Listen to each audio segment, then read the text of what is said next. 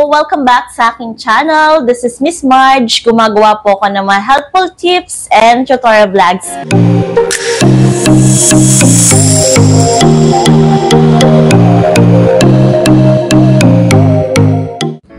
Hi guys! Welcome back to my channel. This is Miss Marge. Gumagawa po ako ng mga helpful tips and tutorial vlogs.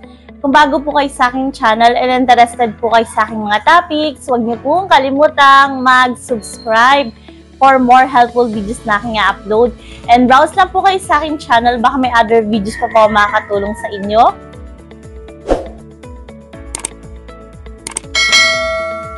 So for today's video po, ituturo ko sa inyo kung paano ba kumuha ng SSID online or kung paano ba mag-upgrade ng UMID ATM card.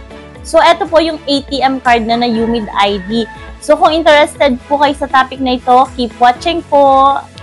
Before we proceed sa ating tutorial for today, gusto ko lang po i-promote sa inyo ang aking business RMT Travel and Tours.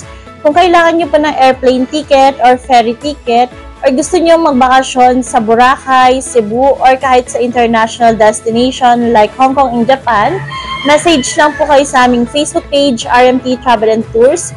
And please don't forget to like and follow our Facebook page para sa mga promos namin for tickets and tours. Book na po kayo, message lang po kayo sa aming Facebook page or tawag lang po kayo sa aming mobile number. Thank you in advance! So let's continue kung paano kumuha ng UMID ATM online. So gamit ang inyong cellphone or computer, buksan nyo lang po ang inyong internet browser gaya ng Google Chrome at pumunta po tayo sa website ni sss.gov.ph. So once nasa website na kayo ni SSS, i-click nyo lang po yung login to my SSS. Then, i-click nyo lang po yung member. After that, mapupunta kayo sa members login. So, i-type nyo lang po yung user ID and password nyo. Kung wala pa po kayong user ID and password sa SSS, panoorin nyo po dito sa channel ko yung video kung paano magkaroon ng user ID and password sa SSS. Ilalagay ko rin po yung link ng video ito sa description ng video to at sa comment section ng video to para i-click nyo na lang po. So, kung meron na po kayong user ID and password, ilag nyo lang po or i-type nyo lang po yung user ID and password nyo and then click nyo po yung sign in. Once na-click nyo na yung sign in, may lalabas na member survey consent. I-click nyo lang po yung maybe next time. And then, may lalabas na notification. I-click nyo lang yung close. After that, mapupunta na kayo sa SSS online account nyo. I-click nyo lang po yung services. And then, i-click nyo po yung upgrade to UMID ATM Pay Card. And then, mapupunta kayo sa steps kung paano mag-upgrade ng UMID ATM Pay Card. So, una, yung pag-submit ng consent sa UMID ATM Pay Card. And then, yung pangalawa, pag-download ng Union Bank app para i-connect yung UMID ATM Pay Card nyo. And then, yung pangatlo is pag-activate ng inyong UMID ATM Pay Card. Later, didiscuss ko kung paano natin gagawin niya. Kapag ganito naman po yung lumabas, pag-click nyo na upgrade to UMID ATM Pay Card, need nyo pong pumunta sa SSS office and then mag-fill up po kayo ng E4 or Member Data Change Request Form para i-update yung home address nyo or yung mailing address nyo. By the way, yung pag-upgrade ng UMID ATM Pay Card ay para lang muna sa may mga existing na UMID ID, yung old UMID ID.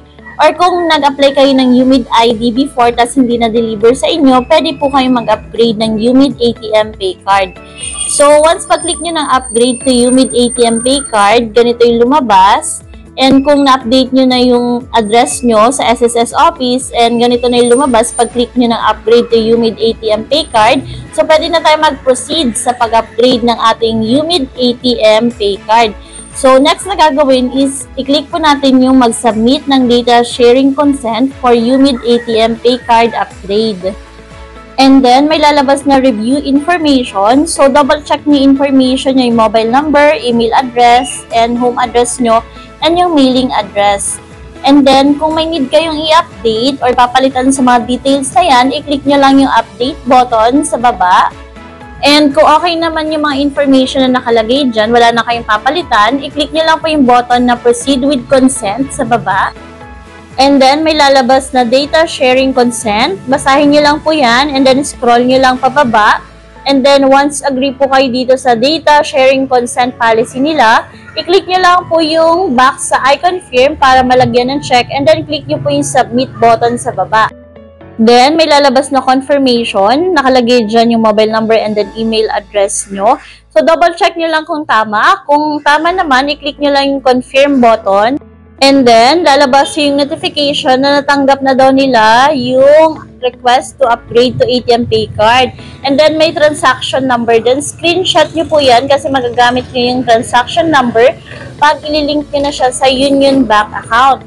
So, andyan din yung step-by-step process paano siya ililink. So, una, yung step 1, magbukas ng Union Bank account. And then, yung step 2 is i-activate ang SSS UMID ATM Pay Card. So, later ituturo ko po sa inyo yan. So, once nabasa nyo na yung mga steps na yan, click nyo lang yung OK button. Basta make sure meron kayong copy or screenshot nung transaction number. So, next na gagawin natin is magda-download tayo ng Union Bank account. So, punta lang kayo sa Google Play Store or any downloading services ng phone nyo. And then, download nyo lang po yung Union Bank online. So, once na-download nyo na yung Union Bank app, open nyo lang po yung Union Bank app. And then, mapupunta kayo dito sa Open an Account. I-click nyo po yung Open an Account. So, pasensya na medyo malabo na yung mga screenshot dito kasi hindi na screenshot or na screen record yung pag-open or pag-register sa Union Bank online. Then, click nyo yung Government Card with Savings. And then, may lalabas na reminder na ang pag-open daw ng SSS UMID Pay Card ay para lang daw po sa SSS member na merong SSS transaction number. So, yung transaction number natin kanina, yun yung gagamitin natin dito. So, once nabasa na natin yan, click lang natin yung continue button. And then, lalabas dyan yung features ng SSS UMID Pay Card. So, initial deposit is 0, maintaining balance 0, minimum ADB to earn interest is 0 daw. So, click nyo lang yung choose this card. Maganda tong card na to kasi maintaining balance niya is 0. So, once na-click nyo na yung choose this card, and then, lalabas na yung mga details na kailangan natin fill upan para i-link siya sa ating SSS. So, una, sa SSS details, itype po natin yung SSS transaction number kanina. So, yung sinave natin yung SSS transaction number. And then, itype natin sa pangalawang box yung SSS number. And then, sa personal details naman or personal information, iselect nyo kung anong nationality nyo. And then, itype nyo po yung mobile number nyo.